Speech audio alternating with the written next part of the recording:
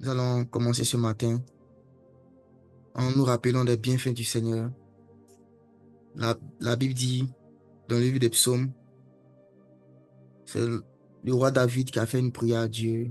En fait, il a parlé à lui-même, mais en réalité, c'était une prière. Lorsqu'il a dit, mon âme bénit le Seigneur et n'oublie aucun de ses bienfaits. Donc, le Seigneur a tellement fait des choses pour nous, il continue de tellement faire des choses pour nous que nous ne devons jamais nous lasser de lui dire merci. Et je l'ai déjà dit ici une fois, plus on grandit dans la vie de prière et dans la connaissance de l'œuvre de la croix, nos sujets de prière vont se résumer simplement à l'action de grâce et à l'adoration. Parce que notre compréhension profonde de ce que Jésus a déjà fait nous donne de comprendre véritablement que tout est accompli, qu'il n'y a rien encore que Dieu doit nous donner parce qu'il nous a déjà tout donné en Christ. Donc on va simplement lui dire merci et l'adorer. Donc prenons le temps ce matin d'apprécier ce qu'il a fait et de lui dire merci. Merci Père pour ton amour, merci pour ta grâce. Merci pour toutes ces choses excellentes que tu continues de faire dans nos vies. Nous ne méritons rien. Nous ne sommes pas dignes, Seigneur, de tes grâces. Voilà pourquoi ce sont des grâces, parce que nous n'avons rien fait qui nous qualifie pour ces choses. Et tu nous as donné accès à ta présence au moyen du sang de l'agneau. Tu nous as donné accès à toutes sortes de bénédictions spirituelles dans les lieux célestes au moyen du sang de l'agneau. Tu nous as donné accès, Père, à, à entendre ta voix régulièrement et avoir accès 24 heures sur 24 au lieu, au sein du Père, au lieu où même certains anges n'ont pas accès. Seigneur, au moyen du sang de l'agneau, tu nous as donné accès à la vie éternelle au moyen du sang de l'agneau. Et tout ce que nous sommes, tout ce que nous faisons, tout ce que nous possédons et tout ce que nous serons, nous l'avons reçu au moyen du sang de l'agneau. Nous avons été bénis de toutes sortes de bénédictions spirituelles dans les lieux célestes au moyen du sang de l'agneau. Et nous voulons célébrer le sang de Jésus-Christ, l'agneau de Dieu qui a été immolé. Nous voulons nous joindre aux 24 vieillards et aux 4 êtres vivants qui disent à l'agneau, tu es digne de recevoir l'honneur, la gloire, la puissance, le règne, la richesse, l'autorité et toutes choses parce que tu as été immolé et tu as racheté pour Dieu par ton sang des hommes de toute nation, de tout peuple, de toute langue, de toute tribu et tu as fait d'eux des rois et des sacrificateurs pour Dieu. Nous voulons célébrer l'agneau de Dieu qui nous a donné accès à la vie. Car par son sang, nous avons accès à la vie de Dieu. Merci, Père, de ce que tu nous as tant aimé et tu as donné ton Fils unique, afin que tu n'aies plus de Fils unique, mais que ton Fils unique devienne le premier-né dans plusieurs frères. Parce que à cause de sa mort, son ensevelissement et sa résurrection, nous sommes aujourd'hui aussi appelés tes fils. Il était seul avant la croix. Et il a dit, si le grain de blé qui est tombé en terre ne meurt, il reste seul. Mais s'il meurt, il porte beaucoup de fruits. Et lorsque lui, le grain de blé, il est tombé en terre, il était enseveli et qu'il est ressuscité après 3 jours, il n'était plus seul il n'était plus seul à être appelé fils de Dieu, mais il est devenu le premier-né dans plusieurs frères. Il a fait de nous ses frères. Et voilà pourquoi il est écrit à notre sujet que tous ceux qui sont conduits par l'Esprit de Dieu sont eux aussi fils de Dieu, sont eux aussi petits frères du premier-né. Et tout cela, nous l'avons reçu à cause du sang de l'agneau. Nous te disons merci. Nous sommes devenus justes par le sang de l'agneau. Et ce matin, nous voulons contempler ta parole par le sang de l'agneau. Ouvre la mer en deux. Fais-nous passer par les eaux en ouvrant la mer, en soufflant sur les eaux. Souffle sur ta parole et que ta parole se divise au-devant de nous, afin que nous puissions rentrer dans la profondeur de ta parole, Seigneur. C'est ce que nous voulons expérimenter ce matin, au travers des proverbes. Fais-nous grâce, Père. Nous sommes là pour prier, mais davantage, nous voulons connaître tes voix, Seigneur. Car le but même de la prière, c'est de connaître tes voix. Moïse t'a dit, si j'ai trouvé grâce à tes yeux, fais-moi connaître tes voix, alors je te connaîtrai. Et je trouverai encore grâce à tes yeux. Seigneur, c'est ce que nous voulons vivre ce matin. Enseigne-nous tes voix au nom de Jésus. Amen. Amen, amen. Il faut souvent se rappeler, pas souvent, tous les jours se rappeler de ce que Jésus est mort pour nous. C'est le fondement de toute relation avec Dieu. Jésus-Christ a versé son sang. Donc on va se rappeler de ça. Nous sommes en communion avec son sang. Et la communion avec son sang produit la vie, car la vie de toute chair est dans le sang. Donc ce matin, je vais encore parler un peu du sang de Jésus. Regardons, allons dans le livre de Proverbes. Cette semaine, comme on a commencé depuis la semaine passée, on a commencé cette série-là de puiser la sagesse des proverbes. Donc, on va rentrer dans la sagesse des proverbes et aujourd'hui est le 11 mars. Mais je vais aller à Proverbes chapitre 10. Demain, on va faire Proverbes chapitre 11. Mais aujourd'hui, on va faire Proverbes chapitre 10. Et on va regarder un peu un thème qui apparaît beaucoup dans ce passage-là, c'est le thème de juste, le juste, ou encore la justice. Proverbes chapitre 10, on va lire le verset 2. On va commencer le verset 2. On va commencer par lire le verset 2 et puis on va tirer quelques leçons de sagesse. Et par la grâce du Seigneur, on va voir que ce thème, la justice, ou encore être juste, ce n'est pas juste un titre qu'on reçoit, mais c'est aussi une puissance. Le fait de savoir que tu es juste, ça te donne l'autorité sur l'injustice. Et tout ce que le diable fait, tout ce que le royaume des ténèbres fait, c'est de l'injustice. Donc, comment on vainc l'injustice? On vainc l'injustice par la justice. Donc, le fait d'être conscient que tu as été justifié, ce n'est pas juste que Dieu t'a pardonné tes péchés, mais c'est aussi une autorité qui t'a donné contre tout ce qui est injuste. Donc, la Bible nous dit dans Proverbe 10, le verset 2, que les trésors mal acquis ne profitent pas, mais la justice délivre de la mort. Les trésors mal acquis ne profitent pas, mais la justice délivre de la mort. Donc, le roi Salomon nous dit ici, en fait, que il y a un moyen, il y a un système que Dieu a mis en place pour délivrer les hommes de la mort. Il y a un canal par lequel Dieu veut délivrer les hommes de la mort. Et ce canal s'appelle la justice. Et on va voir, il va répéter cela encore au verset 11. Comme j'ai dit, le thème juste ou justice apparaît beaucoup dans le Proverbe chapitre 10. Au verset 11, il nous dit encore dans le même chapitre, la bouche du juste est une source de vie, mais la violence couvre la bouche des méchants. Donc, il nous informe ici que par la bouche du juste, en fait, on peut recevoir la vie parce que la bouche du juste est une source de vie. La bouche du juste est une source de vie. Donc, il nous ramène encore, il nous fait encore le lien entre la justice et la vie. La justice et la vie. On va lire encore un autre passage dans Proverbe chapitre 10. Proverbe 10, verset 20 à 21. La Bible nous dit, la langue du juste est un agent de choix. Le cœur des méchants a peu de valeur. Les lèvres du juste conduisent beaucoup d'hommes et les insensés meurent par manque de sens. Donc, il rappelle encore la justice, la justice, la justice. Et il parle de la justice qui produit la vie. Il parle aussi de la bouche du juste. Il parle de la langue du juste. Donc, voici trois thèmes dont je vais parler ce matin. La justice elle-même, c'est quoi? La langue du juste et la bouche du juste. Pour comprendre c'est quoi la justice, il faut revenir déjà dans Genèse.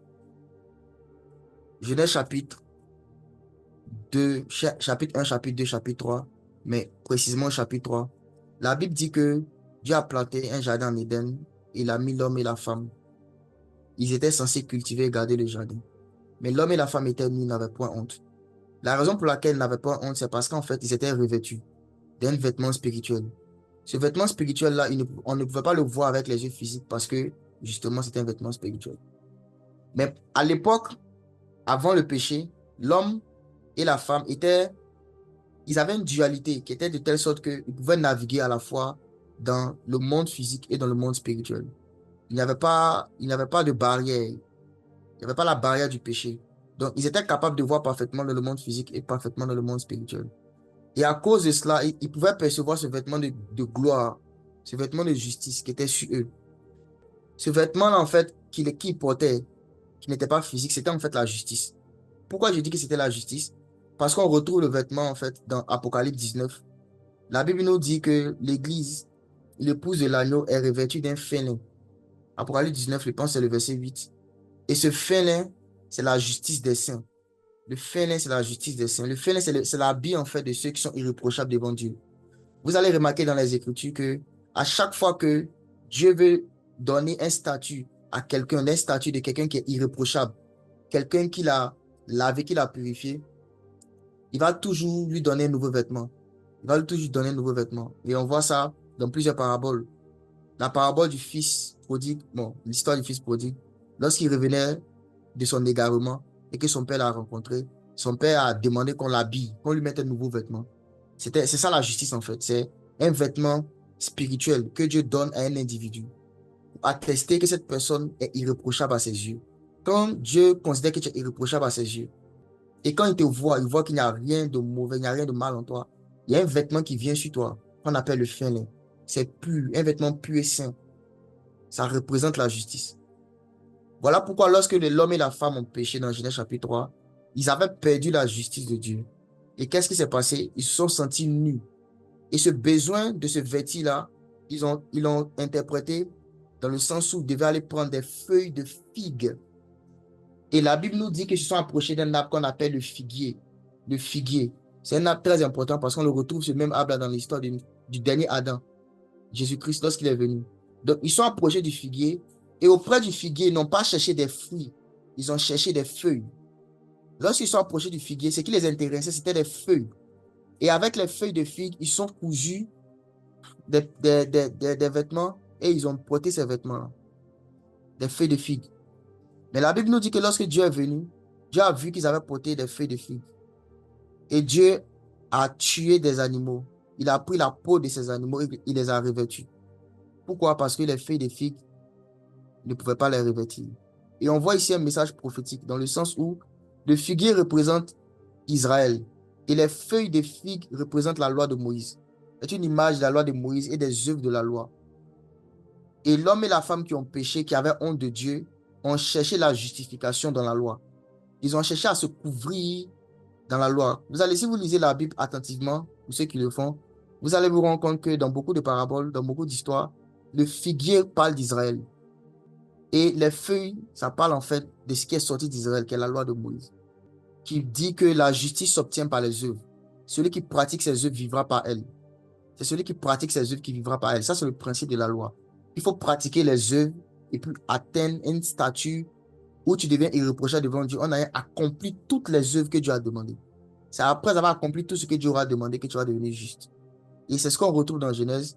L'homme et la femme qui ont pris les feuilles de figue pour se couvrir. Mais lorsque Dieu est venu, Dieu a tué des agneaux. Il a tué des agneaux. Il a pris le vêtement de ces agneaux-là. Il les a revêtus. Pourquoi je dis que Dieu a tué des agneaux alors qu'il ne s'est pas précisé dans Genèse chapitre 3? C'est parce qu'il y a un autre passage dans le livre de Proverbes qui nous dit que ce sont des agneaux qui sont utilisés pour le vêtement. C'est dans Proverbe 26. On va lire ça rapidement. Ce sont des choses dont on a déjà parlé, mais pour ceux qui ne savent pas, je donne ce contexte-là, c'est ce fondement-là, pour pouvoir aider à la compréhension de ce que je vais expliquer tout à l'heure sur la justice des livres de la mort. Il faut qu'on comprenne véritablement ce qu'est la justice. Proverbe 27, 26. La Bible nous dit en fait, dans ce passage, les agneaux sont pour te vêtir et les boucs pour payer le champ. Les agneaux sont pour te vêtir. Donc, dans ce livre-là, on retrouve que la peau des animaux est utilisée pour nous vêtir. Et ça, c'est en conformité avec l'ensemble de la prophétie biblique qui présente Jésus-Christ comme l'agneau de Dieu. Et sa chair nous est donnée, son sang nous est donné, mais aussi sa peau. Sa peau aussi. Sa peau nous sert à nous vêtir. Sa peau nous sert à nous vêtir. Ce vêtement-là, c'est ce qu'on appelle la justice. Donc, quand on lit l'apôtre Paul, il nous dit dans le livre des Galates que vous tous qui avez été baptisés en Christ, vous avez revêtu Christ. Vous avez revêtu. Christ est le vêtement de justice. Donc la justice, c'est un vêtement. C'est un habit que Dieu donne. Et quand Dieu te donne cet habit-là, il atteste que tu es irréprochable à ses yeux. Et il y a deux moyens de parvenir à la justice. Le premier moyen de parvenir à la justice, c'est d'accomplir parfaitement toute la loi de Dieu. Accomplir la loi. C'est celui qui accomplit la loi qui a le droit de porter ce vêtement. Et la loi, c'est l'ensemble de tous les commandements de Dieu, sans jamais faillir une seule fois. Car celui qui faillit une seule fois devient coupable envers tous les autres commandements. Donc, vu qu'il est impossible à un homme de pratiquer toute la parole de Dieu sans jamais faillir, il est impossible à l'homme d'accéder à la justice par ses œuvres. Aussi simple que ça. Si vous voulez comprendre ce que Jésus a fait en nous rendant juste, comprenez comment on accède à la justice. Il faut accomplir parfaitement la loi de Dieu sans jamais faillir. Et il n'y a aucun homme sur la terre qui a réussi à faire ça. Même les hommes qui marchent avec Dieu dans l'Ancien Testament. Personne.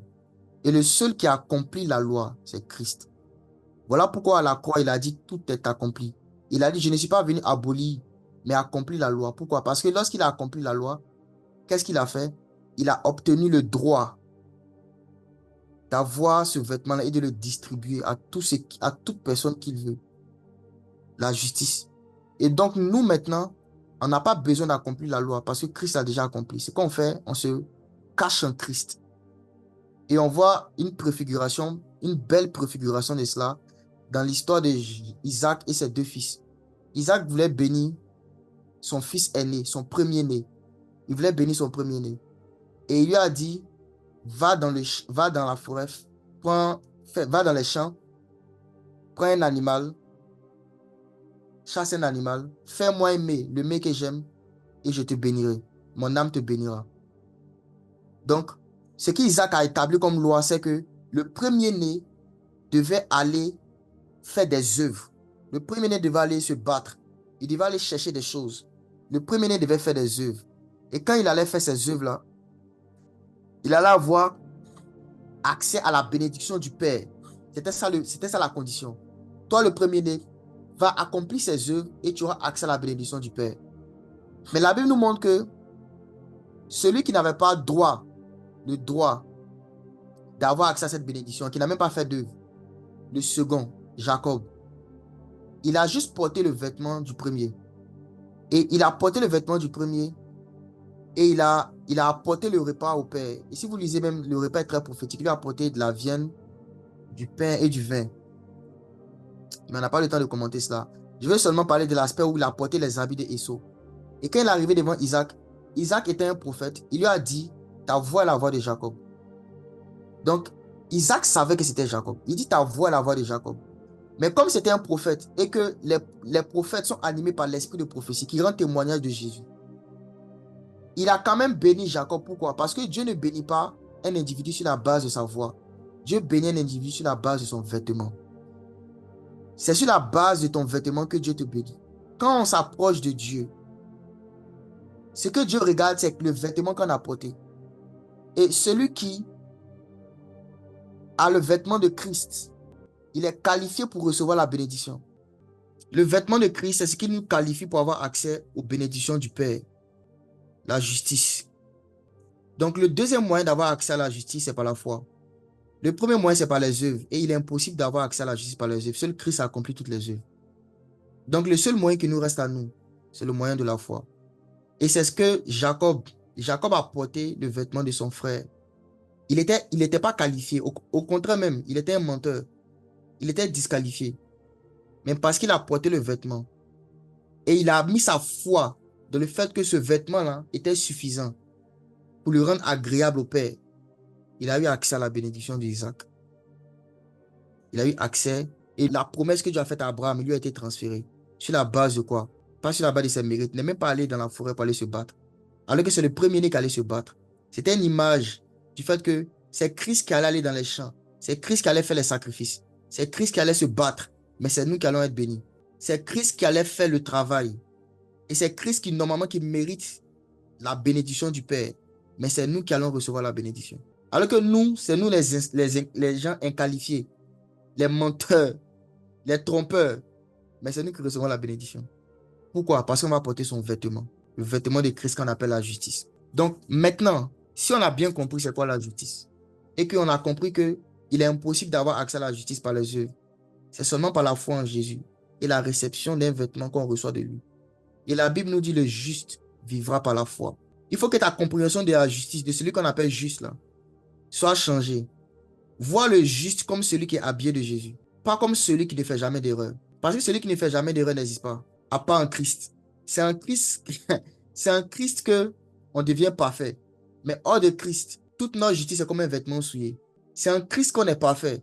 Donc, une fois que tu es en Christ et que tu demeures en Christ, par la foi dans ce qu'il a fait pour toi, en te rappelant de son sacrifice et en acceptant que, de toutes les façons, je ne peux jamais devenir juste par mes œuvres. Je ne peux jamais devenir juste par mes œuvres. Donc, à quoi bon essayer? Je mets ma foi en lui.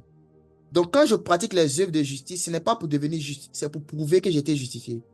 Ce n'est pas pour devenir juste, parce que j'étais juste devenu juste par la foi. Ça me donne maintenant la compréhension de ce qu'on appelle le juste.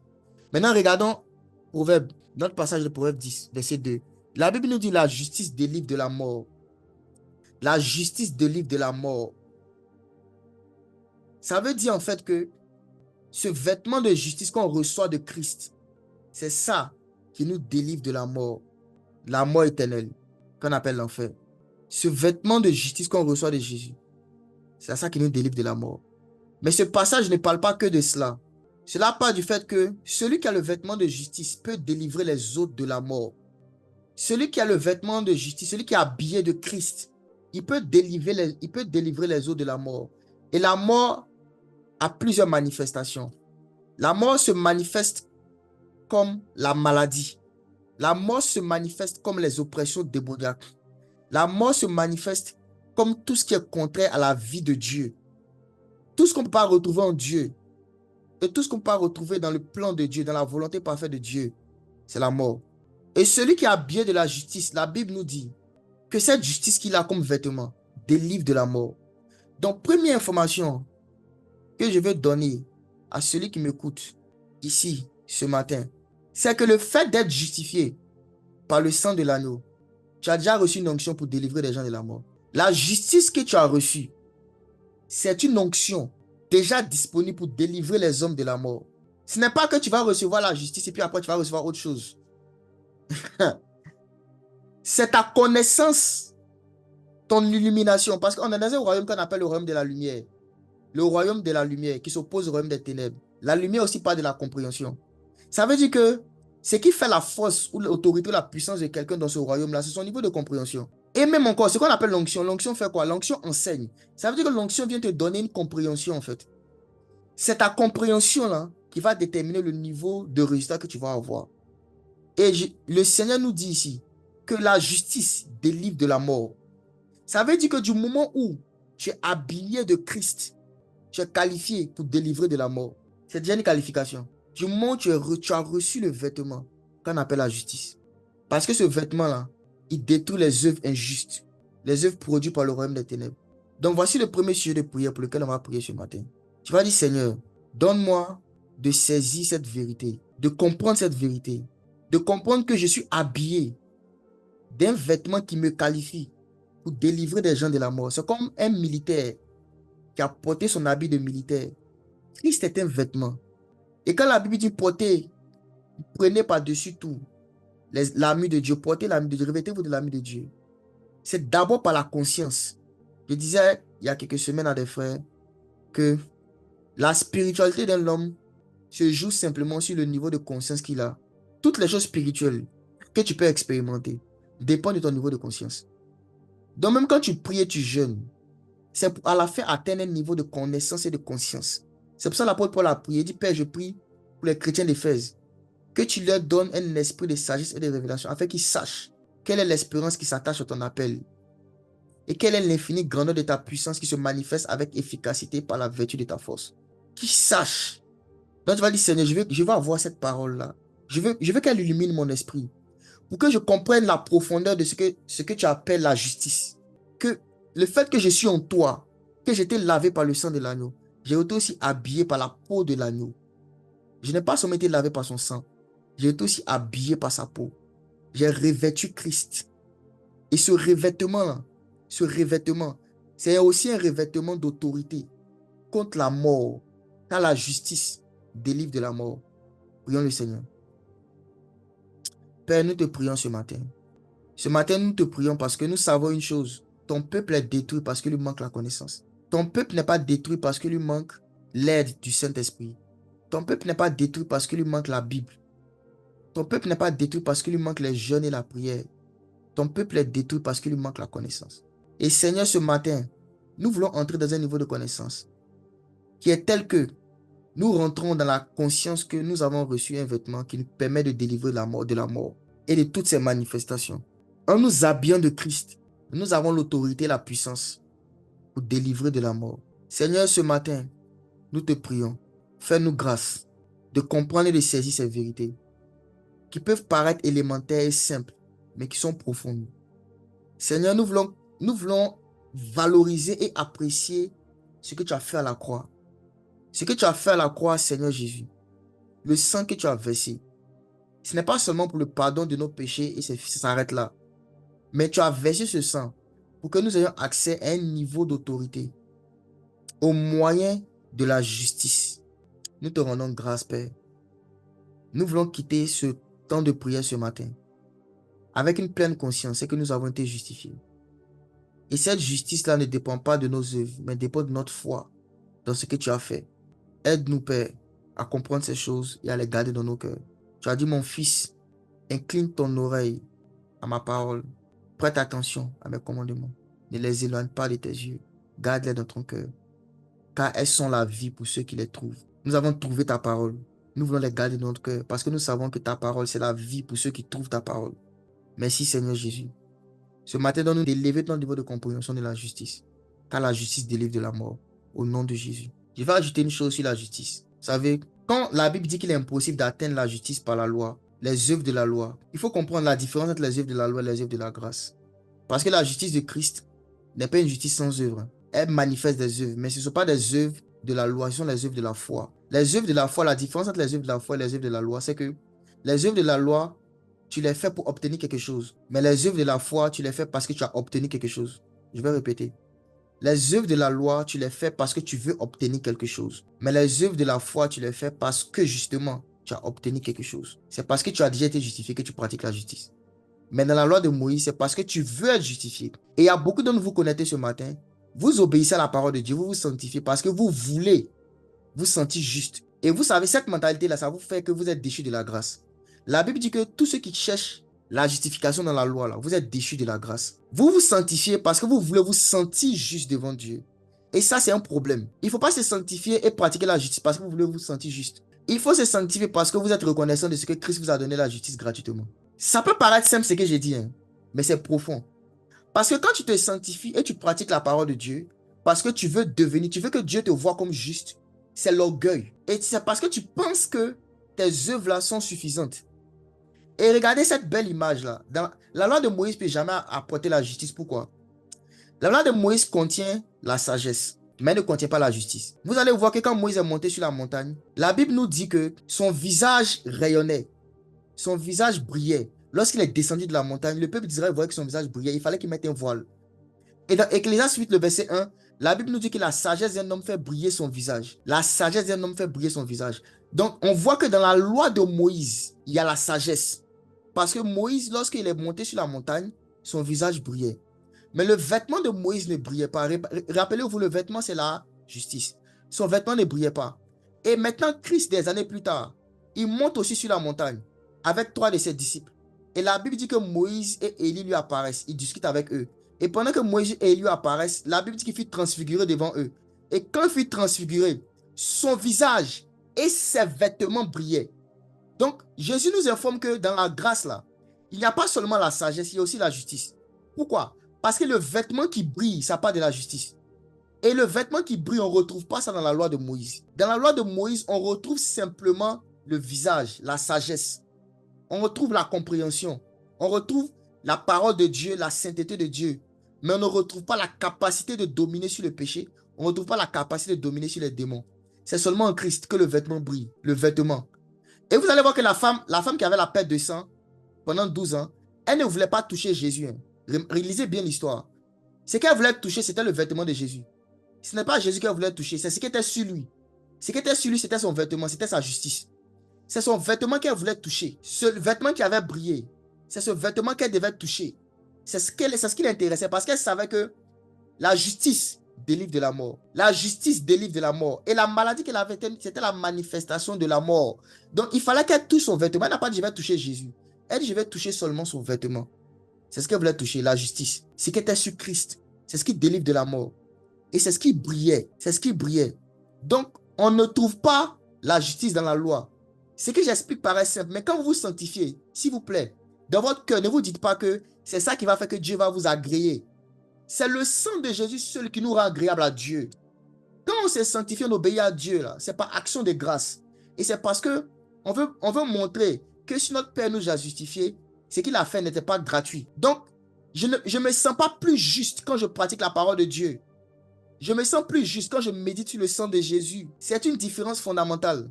Parce que celui qui pense que, parce qu'il se sanctifie, Il vit dans la consécration. Donc, il est juste devant Dieu. Il est sous la loi. En fait, il met sa confiance dans la loi. Et ce que j'ai dit, ce n'est pas pour encourager à l'immoralité, ce n'est pas pour encourager dans le péché. Bien au contraire. C'est pour dire en fait que c'est des efforts inutiles. Et le seul qui a accompli la loi, il s'appelle Jésus. Donc, au lieu de te fatiguer là, rentre en lui. Médite sur son sang.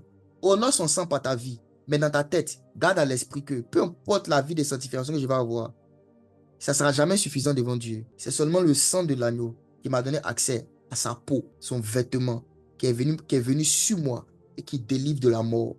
Le vêtement de justice. La justice délivre de la mort. La dame a dit, si seulement je peux toucher son vêtement. Et si vous regardez dans la croix, les gens ont pris les vêtements. Jésus avait deux vêtements à la croix. Il avait un vêtement, une tunique et il avait un manteau. Et la Bible dit qu'ils ont déchiré son manteau en 4 parties. Mais sa tunique, ils ont tiré sa tunique au sort. Il y a beaucoup de choses. Sa tunique était tirée au sort, mais son manteau était divisé en 4. Son vêtement était en 2 parties. La tunique et le manteau. La tunique parle de quoi? La tunique parle du caractère. Ça parle de ce qu'il y a à l'intérieur de lui, de son caractère. Et le manteau parle de sa puissance. Ces deux choses-là, c'est le vêtement. C'est un seul vêtement de justice, mais qui a 2 compartiments. Le caractère et la puissance. Et la tunique n'a pas été déchirée. Elle était tirée au sort. Il fallait pas, on dit c'était fait d'une seule couture.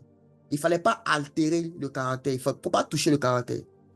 Mais le manteau était divisé en 4. 4. Pourquoi 4? Ça parle d'abord des 4 évangiles qui parlent de la puissance de Jésus qui se manifeste. Ça parle des 4 êtres vivants, des 4 couleurs qu'on retrouve dans le tabernacle.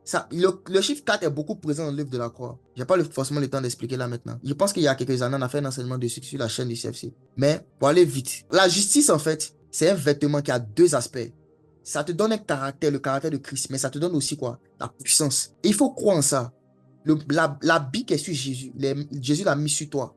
La Bible dit que vous tous qui avez été baptisés en Christ, vous avez revêtu Christ. Et ça ne te donne pas seulement accès à la puissance de Dieu, ça te donne accès à la faveur du Père. Ça te donne accès à la faveur du Père. La faveur. Ce qu'on appelle la faveur du Père. La faveur du Père. Parce que c'est quand Jacob a porté le manteau de Esau que le Père lui a béni. Et il a reçu la faveur du Père. Après avoir porté le manteau. Maintenant, regardons dans Proverbe, on revient dans Proverbe. Il nous dit encore que, verset 11, Proverbe 10, verset 11, la bouche du juste est une source de vie. La bouche. Pourquoi la bouche? Parce qu'en fait, voici maintenant, le juste dans la nouvelle alliance, ce n'est pas celui qui pratique les commandements de la loi, c'est celui qui pratique les commandements de la foi. Parce que le juste vivra par la foi. Ce qui définit la vie d'un juste, en fait, c'est la foi. On retrouve ça dans le livre de Habakkuk, on retrouve ça encore dans la nouvelle alliance. Paul dit, le juste vivra par la foi. Donc, c'est quoi la foi? La foi, c'est penser comme la parole de Dieu, parler comme la parole de Dieu et agir comme la parole de Dieu. La foi, c'est laisser tes pensées être dominées par la parole, tes paroles être dominées par la parole et tes actions être dominées par la parole. La foi, c'est penser sur la base de la parole de Dieu, parler sur la base de la parole de Dieu et agir sur la base de la parole de Dieu. C'est ça la foi. Donc, quand on dit que le juste vivra par la foi, ça veut dire que dans ses pensées, c'est la parole de Dieu qui domine. Si la parole de Dieu dit, tu es devenu la justice de Dieu, c'est ce qu'il pense. Même si dans sa vie de tous les jours, ça ne semble pas être le cas, mais parce que Dieu a dit, c'est la vérité. C'est plus vrai que ma circonstance. Donc je vis par ce que Dieu a dit. Car l'homme ne vivra pas de pain seulement, mais le juste vit par toute parole qui sort de la bouche de Dieu. Donc parce que Dieu a dit, c'est la vérité. Même si je ne le vois pas physiquement, peu importe, ma réalité n'est pas la vérité. La vérité, c'est ce que Dieu a dit. Ma réalité va se conformer à la vérité de la parole quand je vais accepter de croire en la parole. Quand je vais accepter de croire en la parole. Parce qu'il faut 2 témoins pour établir la vérité. La parole de Dieu est un premier témoin. Mais quand toi, tu mets ta foi dans la parole, tu deviens le 2e témoin. Et c'est vous 2 maintenant qui font que la parole devient chère. Si toi, tu ne crois pas en la parole, elle ne peut pas devenir chère. Pourquoi? Il faut 2 témoins, au moins 2, pour établir. La vérité est là, mais il faut l'établir. Pour qu'elle soit établie, il faut au moins 2 témoins. Donc, Christ est le premier témoin. Il te dit, voici ce que j'ai dit. Quand toi, maintenant, tu mets ta foi en sa parole, tu deviens le second témoin. Donc, la foi, c'est quoi? Accepter que tes pensées soient dominées par la parole de Dieu. Tes paroles aussi doivent dominer par ton langage. Quand on dit que la bouche du juste est une source de vie, ça veut dire quoi? Le juste, en fait, c'est celui dont le langage est dominé par la parole. Il parle la parole de Dieu. Il ne parle pas France 24. Il ne parle pas RTI 1 ou quoi que ce soit.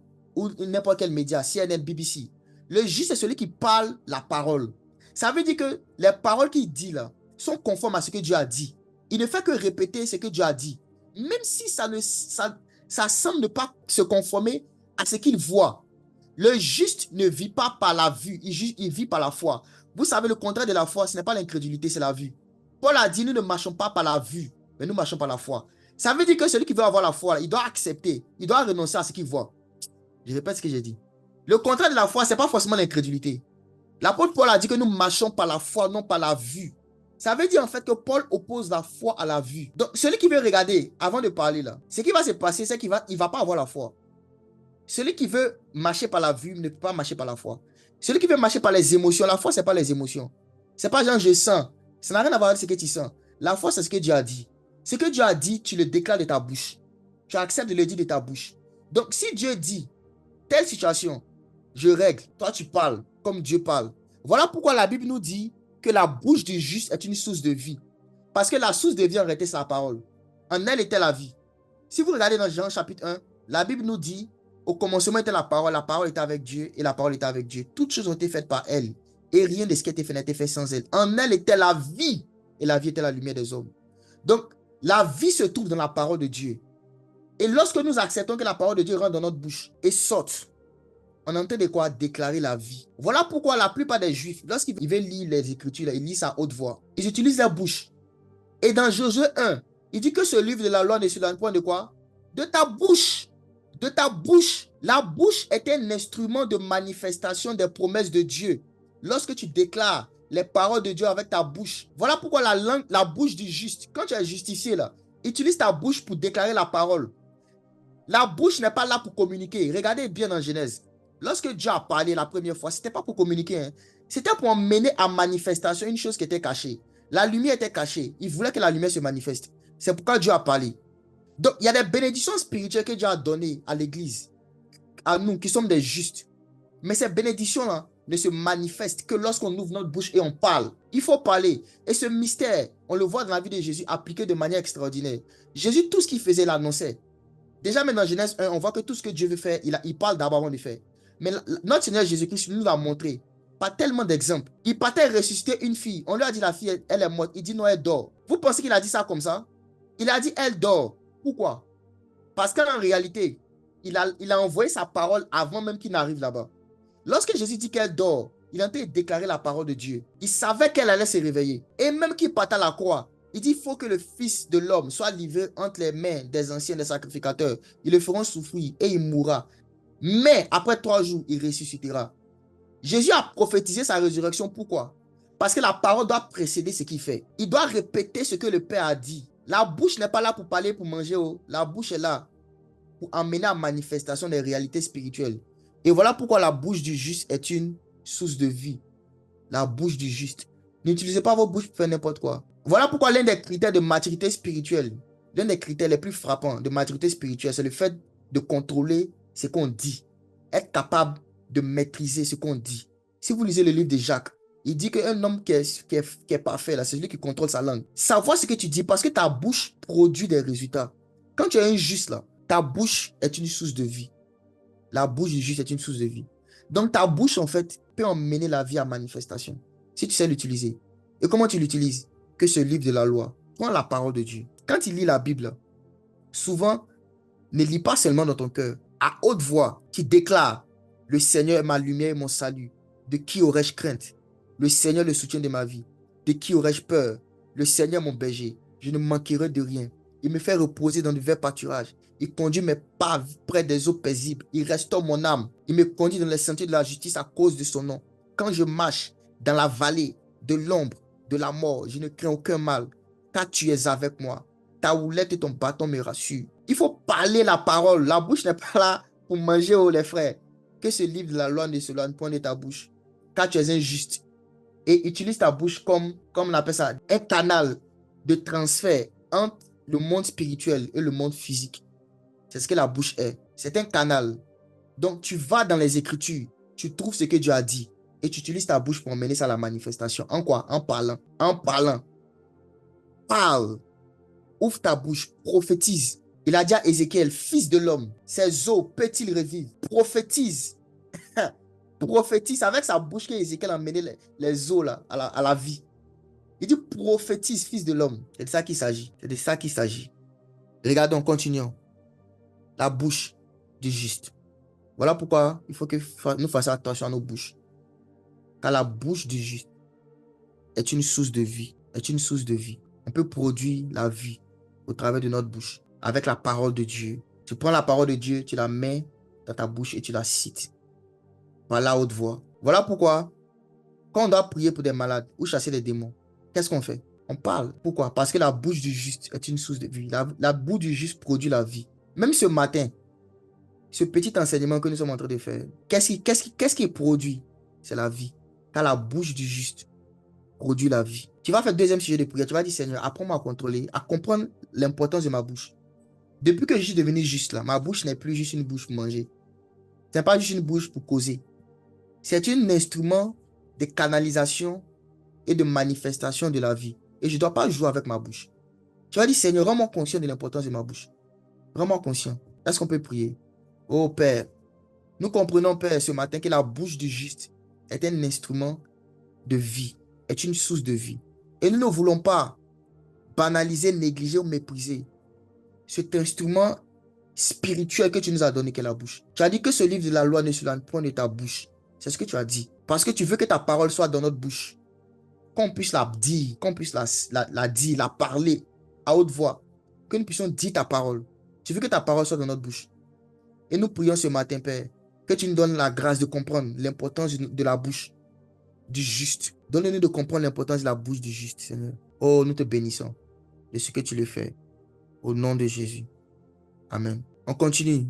Le troisième élément sur la justice dont je voulais parler, c'est la langue du juste. Il y a une différence.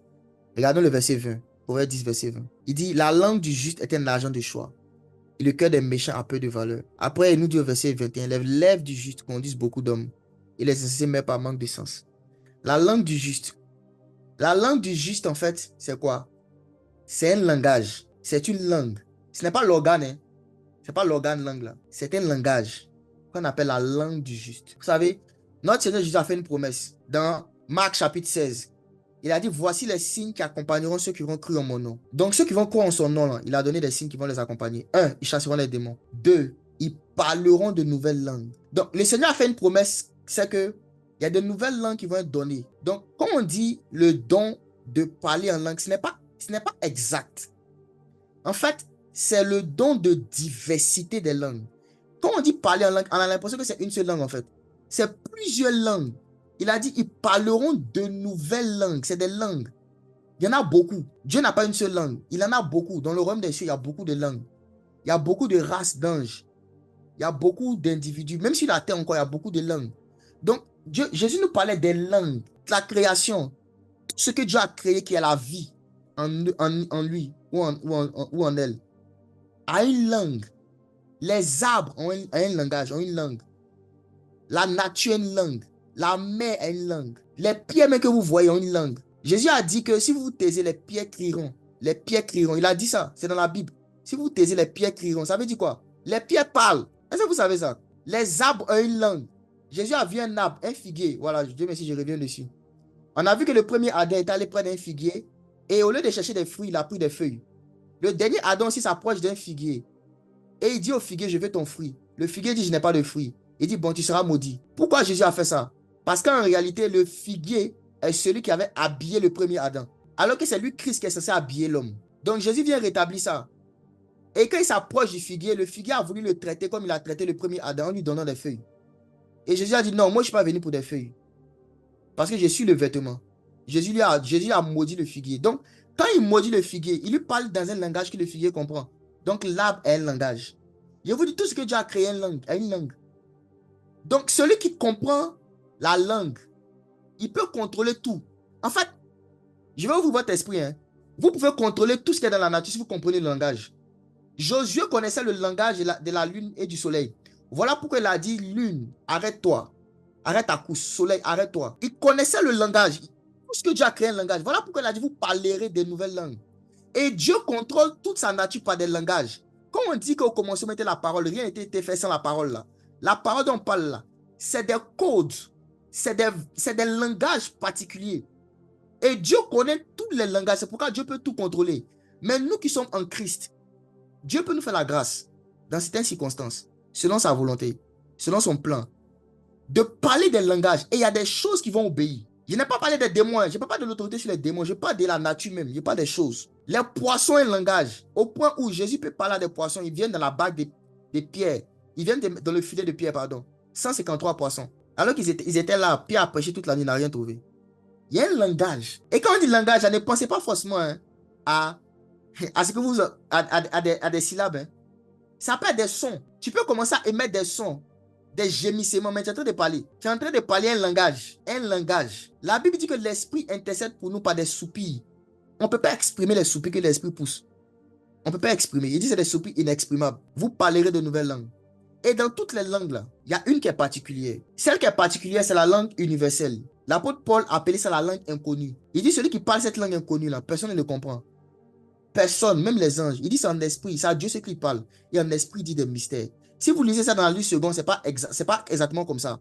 Mais si vous lisez dans King James, c'est écrit dans 1 Corinthiens 14. Il dit celui qui parle la langue inconnue. Ce n'est pas seulement le parler en langue. Hein. Il dit la langue inconnue. C'est une langue particulière. Et cette langue inconnue là, c'est la langue de Dieu lui-même. C'est la langue que Dieu a utilisée pour créer les cieux et la terre. Et c'est la langue qu'il a utilisée lorsqu'il a dit que la lumière soit. Et la lumière fut. Et cette langue-là, c'est la langue du juste. Il y a beaucoup de langues, mais il y a une langue qui est supérieure à toutes les autres langues. C'est une langue en particulier. Et cette langue-là, beaucoup d'entre nous, si on a déjà parlé ça, mais on ne savait pas. Le parler en langue, là, ce n'est pas... Ce don-là, qu'on appelle en fait, c'est le don de diversité des langues, comme je l'ai dit. Ce n'est pas les mêmes choses que tu dis quand tu pries à chaque fois. Hein. C'est des choses différentes que tu dis. Tu parles des langages différents. Et il y a des fois, le Seigneur te fait parler la langue du juste. C'est un argent de choix. Pourquoi? Parce que ça te permet d'acheter des choses spirituelles. Donc, celui qui parle cette langue, poussé par l'esprit, il est en train d'acquérir, il achète des choses dans le monde spirituel. La langue du juste. Ceux qui n'ont pas le don de parler en langue et que ça n'intéresse pas, vous ne savez pas ce que vous ratez. Vous ne savez même pas ce que vous ratez. Vous pensez que les gens sont là, ils disent des choses, ils ne comprennent pas, mais ils continuent de faire ça. S'ils ne voient rien dedans, pourquoi ils vont continuer? La preuve la plus palpable du fait que le don de parler en langue est réel, c'est ce que tu expérimentes quand tu parles en langue. Ceux qui ne parlent pas en langue, ils ne savent pas de quoi on parle. Ils ne savent pas de quoi on parle. Les expériences surnaturelles qui t'arrivent, les choses que tu commences à vivre avec Dieu, quand tu commences à parler en langue, ceux qui ne parlent pas en langue pensent que c'est des histoires. Ils pensent que c'est des bêtises vous racontez. C'est un argent de choix. C'est un argent de choix pour acquérir des choses. Lorsque tu ouvres ta bouche et tu commences à parler, laisse seulement le Saint-Esprit t'inspirer. Et si vous faites attention, vous allez vous rendre compte que vos langues sont différentes en fonction de certains types de prières que vous faites. Il y en a qui ne se rendent pas compte. Mais le type de langue que tu vas parler là, si tu fais attention, c'est différent en fonction du type de prière que tu fais. C'est différent. La langue du juste est un argent de choix. La langue, ça permet d'acquérir certaines choses dans le monde spirituel. Et quand tu es conscient de cette réalité, tu le fais délibérément. Tu n'attends pas forcément que l'esprit t'inspire.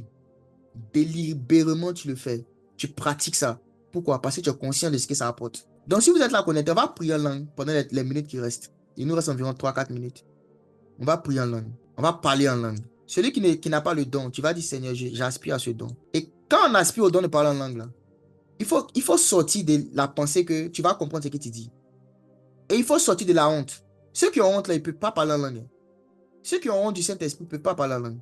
Sors de la honte et sors de la pensée que forcément tu dois comprendre avant de parler. Laisse l'Esprit t'inspirer. Tout langage qui va t'inspirer, qui va venir dans ton cœur, qui va monter de ton esprit, là, laisse-le sortir de ta bouche. Et pendant que tu seras en train de faire ça, là, tu vas voir que c'est tellement facile. Le Saint-Esprit n'est pas compliqué, c'est parce que nous-mêmes, on est compliqué. Pendant qu'on est en train de parler en langue, là, le Saint-Esprit va comme ça toucher certaines personnes.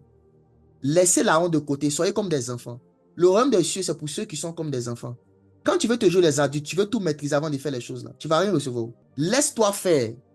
Ce que le Saint-Esprit va t'inspirer, laisse sortir de ta bouche. Même si tu ne comprends pas, même si tu ressembles à un idiot, même si tu ressembles à quelqu'un qui est fou, sois fou pour Dieu. Jésus était nu sur la croix pour toi pendant des heures. Sois fou pour Dieu, laisse sortir. Tu vas te rendre compte que plus tu vas laisser cette parole sortir de toi, le feu va comme ça monter dans ton esprit. Commençons. Et brato seke patalia mando se brandalisa. Manto bandalia ke pakatu se petelia mandalus. E brakato patali beketos. Manta bandalina mando si brandalia ke. Sheke bakatu manda brandali se patalu mandalia visa. E brando se bandalia kia. Se brete kabatu se petelia mandalie. E branda lu se patalia mando si bandalike. Kabrosa manto batalike tosa. Mente branda su petelia mandalia. Ke banda lu se petelia. Che brende lusa. Oh Saint-Esprit, je prie maintenant que ton feu touche les langues, ceux-là qui aspirent à ce don. Père, que ton feu descende sur eux maintenant au nom puissant de Jésus. Parlez au nom de Jésus. Parlez au nom de Jésus. Que la foi vous soit communiquée. Que la foi vous soit communiquée au nom puissant de Jésus. Père, ceux-là qui parlent déjà en langue, je prie qu'ils rentrent dans de nouvelles dimensions de langue ce matin. Qu'ils rentrent dans de nouvelles dimensions de langue. Car la langue du juste est un agent de choix. Qu'ils rentrent dans de nouvelles dimensions de langue par ta puissance au nom de Jésus. Cabre seta la mandalia. Kebre sota bataliere. Et mando les bras sous les mandalia. Et breketo sa batalier. E manto si pete lumandalisa. E mando la brindelosa. Que brata suta. E batalia mandalia se. Oh, que le feu de l'esprit vous soit communiqué. Que la puissance de l'esprit vienne sur vous. Maintenant, parlez en langue au nom de Jésus. Vous allez ressentir l'inspiration du Saint-Esprit. Le Saint-Esprit inspire, vous parlez. Il inspire, vous parlez. Ce n'est pas lui qui parle. Il inspire. Il inspire. Et c'est à vous de parler par la foi. Par la foi. Selon que l'Esprit vous inspire. Selon que l'Esprit vous inspire. Selon que l'Esprit vous inspire. Maintenant, la puissance du Saint-Esprit vous visite. Au nom de Jésus. Et brasutele mandalia. Kabatole mandalu sepetelia. Et bratu sepeteli mandalia. Kebato la mandalise. Ibranda lusata. Au verset 31, je finis avec ça. Il dit la bouche du juste produit la sagesse. La bouche du juste produit la sagesse. Kabanto sepatalide. E branda lusa. E brakato sepetelia mandalia. E branda lus sepatalide mendelosa. On grandit dans la compréhension de ce qu'est la langue du juste et de la bouche du juste. Ça va produire la sagesse. Et la sagesse, c'est quoi? C'est la compréhension des voies de Dieu. C'est comprendre Dieu. Être sage, c'est comprendre Dieu et agir comme Dieu, c'est tout. Et brasutele bakatea. Manto balakatu mendelia bandadosa. Il y en a plusieurs ici qui ont été touchés par le Saint-Esprit, qui ont parlé en langue pour la première fois. Il y en a dans la langue qui ont été aussi ont été changés, ont été shiftés par la puissance du Saint-Esprit. Si vous n'avez pas honte, et vous voulez rendre grâce au Seigneur, vous pouvez juste écrire en commentaire. Et nous tous, on va glorifier Jésus. Que la main du Seigneur soit avec vous, que sa grâce vous accompagne en cette journée. Au nom de Jésus. Amen.